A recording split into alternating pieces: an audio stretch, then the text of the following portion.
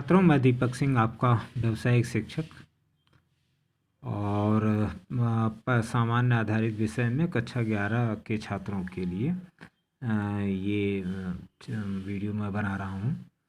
तो इसमें पर्यावरण का संसाधन मतलब संसाधन का मतलब वही कि जिससे आवश्यकता की पूर्ति हो जाए, या साधन या उपाय या स्रोत को हम संसाधन कहते हैं। तो पर्यावरण के लिए कौन कौन से संसाधन होते हैं, तो इस पे शक्ति, ऊर्जा, जल और वायु, ये हमारे पर्यावरण के संसाधन हैं मुख्य रूप से। और संसाधनों का अर्थ से आप समझ सकते हैं, उपाय स्रोत वही संसाधन हैं, और इसकी परिभाषाएं अगर आप देना चाहें तो वही कि मतलब अगर वह वस्तु जो मनुष्य के ग्रहण करने योग्य हो या उसी किसी प्रकार की आवश्यकताओं की पूर्ति करती हो, तो संसाधन है वो आपका, चाहे दुकान हो चाहे कुछ भी हो। तो संसाधन का वर्गीकरण अगर करेंगे तो आपने 6, 7, 8 में भी पढ़ा होगा कि एक लिविंग थिंग होती है, एक नॉन लिविंग थिंग होती है। मतलब एक जिंदा तो पेड़ पौधे, वनस्पति, घास, चारागाह, आदमी, कीड़े, पशु पक्षी, ये। और एक अजैविक जो नहीं जीवित रहती हैं, जैसे कि मिट्टी, हवा, सौर ऊर्जा, ताप, पर्वत, इन्हें हम नॉन लिविंग कहते हैं या निर्जीव संसाधन भी कहते हैं। तो शक्ति के संसाधन में अगर हम या ऊर्जा देखें तो ऊर्जा के स्रोत 4 हैं मुख्य रूप से। जैसे खनिज के रूप में आप ले लें तो आप जो ज़मीन से निकालते हैं, कोयला है, खनिज है, पेट्रोलियम है, प्राकृतिक गैस है, और ऊपर से आप लकड़ी, कोयला, उपला, गोबर का बनाते ही हैं। और बहता हुआ जल रोक के आप रेहन बांध जैसा बिजली भी बनाते हैं, पन बिजली। और आणविक ईंधन से आप वो भी बना लेते हैं, जो है ज़मीन से यूरेनियम निकाल के परमाणु बम। और जो आप परंपरागत आपके सोर्स रहे हैं, जो परंपरागत रहे हैं, तो वो ये पूछता है कि परंपरागत सोर्स क्या है। तो परंपरागत वही आपका कोयला हुआ, पेट्रोल हुआ, प्राकृतिक गैस, लकड़ी, कोयला, बहता हुआ जल हुआ।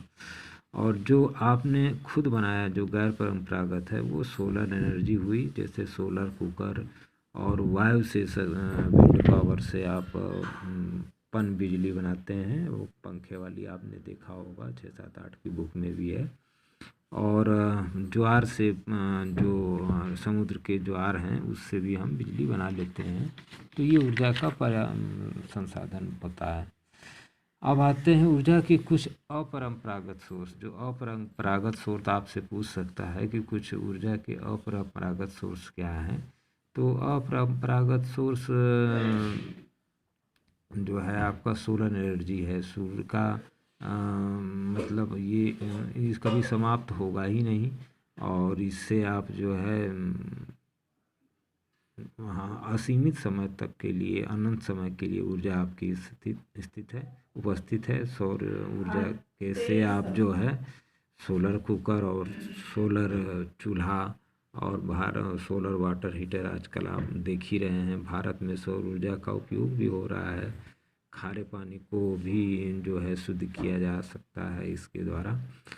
और पवन ऊर्जा भी, विंड एनर्जी, मैंने बताया था आपको कि ये राजस्थान वगैरह में जहाँ ज़्यादा तेज़ हवा चलती हैं तो वहाँ पर पवन ऊर्जा, विंड एनर्जी का हम उपयोग करते हैं, इसको लगाते हैं। इससे हम पवन चक्की कहते हैं।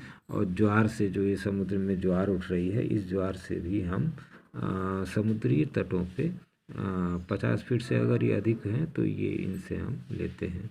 और भूतापीय, भू में चूँकि अंदर गर्मी होती है तो उसके गर्मी के कारण जल स्रोतों का पता लगा के ये केदारनाथ, बद्रीनाथ वगैरह में इस तरह के पाया जाता है।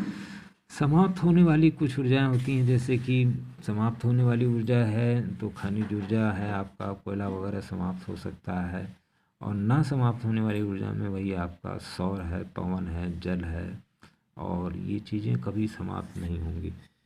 तो इसे आप समझ लें। और बायोगैस भी आप जानते ही हैं कि सौर ऊर्जा, पवन ऊर्जा, ज्वार ऊर्जा के बाद एक लास्ट बायो ऊर्जा होती है जो आप गांव में कूड़े कचरे और गोबर से बनाते हैं। इसका आपका प्रदूषण भी नहीं होता है इसमें, और मीथेन गैस से आप जो है ये आराम से बहुत अपरंपरागत स्रोत है हमारा, ये कहा जाएगा। और ऊर्जा के अपरंपरागत ये 5 स्रोत आप बता सकते हैं अगर आपसे पूछा जाए तो ये आप हम लोग बना के इस पर खाना भी खा चुके हैं, लाइट भी जला चुके हैं। तो भारत के पर्यावरणीय संसाधनों में एक अगर ध्यान से देखें तो 6 तरह के संसाधन मुख्य रूप से हैं। 6 प्राकृतिक जो आपको संसाधन भगवान ने दिए हैं, वन है, जल है, खनिज है, भूमि है, खाद्य है और ऊर्जा है। तो वन का होना बहुत ज़रूरी है, जल का होना ज़रूरी है, खनिज का रहना ज़रूरी है, भूमि का होना ज़रूरी है, खाद्य का भी होना ज़रूरी है और ऊर्जा भी चाहिए। तो भारत के पास इसका जो है अगर ध्यान से आप देखें तो 30-25% ही जो है केवल बर्फीली क्षेत्रों में, हिम नदियों में हमारा जल है, अर्थात 21% का है। और बाकी 71% तो पूरा विश्व जो है खारे पानी समुद्र से घिरा हुआ है। और 3% तक का आप जो है जल आपको पीने योग्य है। एक गोएके ने के अनुसार प्रत्येक वस्तु जल से उत्पन्न हुई है और प्रत्येक वस्तु जल के द्वारा ही जीवित है। तो जल ही जीवन है, ये हमेशा हम लोगों ने ये प्राकृतिक विरासत में हमें मिला है पर्यावरण के संसाधन के रूप में। जल में आप नदियाँ, तालाब, महासागर का जल, नदियों का जल, ये वर्षा का जल, वर्षा के द्वारा भी आपको जल मिलता है। भूमिगत जल, भूमिगत मतलब ज़मीन से आप पंप सेट से निकाल के सिंचाई वगैरह करते हैं तो उसका भी आपको मिलता है। भारत के जल संसाधन में आपका पहले तो कुआँ है, पंप सेट है और जल शक्ति का महत्व और लाभ 3 स्रोत हैं मुख्य रूप से, तेल, कोयला और जल। तो कभी ना समाप्त होने वाला अगर साधन देखा जाए तो जो है नदियों को अगर आप पवित्र रखें तो नदियों का जाल बिछा है। और सस्ता साधन ये है कि जल से जो है आप विद्युत टरबाइन चला के, जैसे कि रिहंत साधन में टरबाइन चला के, टरबाइन चलेगी तो अल्टरनेटर चलेगा तो 11 किलोवोल्ट बिजली पैदा हो जाएगी। ये गाजीपुर में भी थर्मल पावर प्लांट में देख सकते हैं आप, वहाँ रेहन बांध पे बड़ा होगा। तो यही चीज़ें हैं। और जल शक्ति का महत्व और लाभ भी है आपको, क्योंकि इससे उद्योगों का विकास कर सकते हैं, कृषि का विकास कर सकते हैं, कुटीर उद्योग का विकास कर सकते हैं। और इसका जब जल का आप प्रतिकूल जब इस पर करेंगे तो नदियों पर बांध बनाएंगे तो सैकड़ों बीघा ज़मीन जलमग्न हो जाती हैं बांध बनाने से, और वनों का आकार छोटा होता जाएगा, वहाँ पे बाढ़ के समय सूखा आएगा। तो ये सब जल के वजह से है। खनिज संसाधन भी आप जानते ही हैं, आपके पास कोयला, खनिज तेल, थोरियम, यूरेनियम, परमाणु बम तक आप बना सकते हैं। ये सब चीज़ें आपको खनिज संसाधन के रूप में पर्यावरण में मिलती हैं। और इसमें आप जैसे चूना का पत्थर, डोलामाइट पाउडर से तो आप साबुन भी बना लेते हैं, अभ्रक से आप जो है ईंटा बना लेते हैं, जिप्सम आपका खाद का उपयोग करता है। तो ये हैक्स भी बनते हैं जिससे आप लोहा बना लेते हैं, यूरेनियम से आप परमाणु का बम बना लें। खनिज तेल भी आपको मिलते हैं, ज़मीन के अंदर से ही मिलते हैं, पेट्रोल, डीजल, ये सब चीज़ें आपको मिलती हैं। मैग्नीज़ भी आपको मिलता है, अभ्रक मिलता है जो विद्युत अवरोधी ईंटें बना सकता है। झारखंड, आंध्र प्रदेश इसका मेन इलाका है। मैग्नीज़ का भी मेन इलाका नागपुर और महाराष्ट्र के आसपास है। बॉक्साइट एक जो होता है, ये बॉक्साइट भारत में संसार के तीसरे बड़े बॉक्साइट भंडार यहाँ पाए जाते हैं। एल्युमिनियम धातु का 60% बिजली उद्योग में खप जाता है। इसके अलावा पेंट बनाने में एल्युमिनियम तैयार की जाती है इस बॉक्साइट से। तो ये बॉक्साइट आपका बहुत है। भूमि संसाधन में आप देखें तो भूमि प्राकृतिक रूप से भगवान ने आपको दे रखी है, इस पर रेल पटरियाँ, मकान, पशु, ये सब चीज़ें आप पाल रहे हैं। तो वनों का देश भी है ये हमारा, लेकिन वन को हमें मजबूत रखना होगा, पेड़ पौधों को रखना होगा। ये संसाधन है पर्यावरणीय प्राकृतिक रूप से। और खाद्य संसाधन में देखिए तो जनसंख्या विस्फोट जैसे जैसे बढ़ती जाएगी उस तरह से खाद्य का संकट हमारे सामने आता जाएगा। और 3 प्रमुख आवश्यकताएं जो भोजन, वस्त्र, आवास की है, ये हमेशा बनी रहेंगी। और जनसंख्या विस्फोट होने पर ये खाद्य मतलब दिक्कत आएगी, आप सबको दिक्कत आएगी। खाद्य सुरक्षा परिषद का भी गठन किया गया है, जिसे खाद्य एवं कृषि संगठन का FAO से इसका गठन किया गया। इसके लिए ऊर्जा का संसाधन तो आप जानते ही हैं कि ऊर्जा के संसाधन आपका बहुत बड़ा है। आपके पास प्रमुख स्रोत अगर आपसे कोई पूछ दे सबसे बड़ा, तो सूर्य को ही बताइएगा। अभी छठ माह की पूजा हुई है, सूर्य की उपासना, तो सूर्य ही सबसे प्रमुख और बड़ा स्रोत अगर ऊर्जा का है पृथ्वी पर तो सूर्य ही है। इसके बाद कोयला और लकड़ी, प्राकृतिक गैस, ये सब चीज़ें आती हैं। वायु संसाधन में आप जान लीजिए कि विभिन्न प्रकार की वायु आपके पास हैं। और इसमें आप ऑक्सीजन देख लें, हवा में ही तो 78% नाइट्रोजन और 21% ऑक्सीजन और 1% गैस, ये हम लोग 6, 7, 8 से ही देखते आ रहे हैं कि हैं। तो अगर हम कुछ प्रतिकूल काम करते हैं, औद्योगिक संस्थानों में चिमनी से निकलने वाला धुआं जो है ये वातावरण को प्रदूषित कर सकता है।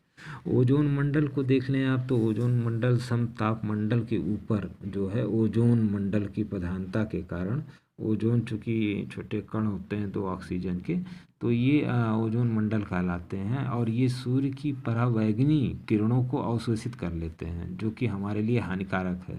तो इससे ओजोन मंडल एक तरह से हमारा सुरक्षा कवच है हमारी पृथ्वी का, तो पृथ्वी का ताप अधिक बढ़ने से रोकता है। चूँकि इसमें छेद भी हो गया, क्योंकि हम लोगों ने बहुत ज़्यादा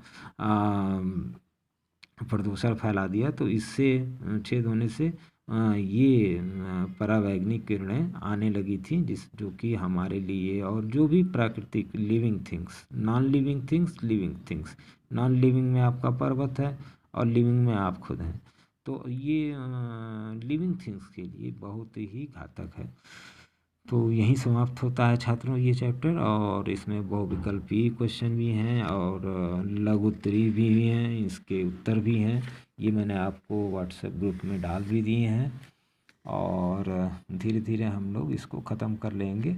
और ये करीब 5-6 नंबर के प्रश्न के अंदर से आते हैं, और इसे आप ज़रूर देखें। और तीसरा पेपर वही पर्यावरण संसाधन, मिट्टी, खनिज, पौधे तथा जंतु को हम समझने की कोशिश करेंगे। फ़िलहाल तो हम अपना वीडियो समाप्त करना चाहें, क्योंकि बहुत ज़्यादा हम लोग के पास नहीं। आज हमने यही पढ़ा कि संसाधनों का अर्थ क्या है, संसाधन की परिभाषाएं क्या हैं, संसाधनों का वर्गीकरण क्या है, और संसाधनों का महत्व क्या है। भारत में पर्यावरणीय संसाधन क्या हैं, भारत के जल संसाधन क्या हैं, भूमि संसाधन क्या हैं, खाद्य संसाधन क्या हैं, ऊर्जा का संसाधन सूर्यदेव आप जान ही रहे हैं, वायु का संसाधन आपका हाई है, भगवान ने प्राकृतिक रूप से आपको दे ही रखा है। ऑक्सीजन की कमी होगी तो निश्चित रूप से सबको प्रॉब्लम होगी।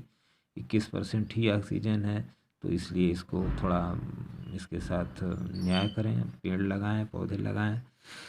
मेनी मेनी थैंक्स अगेन छात्रों।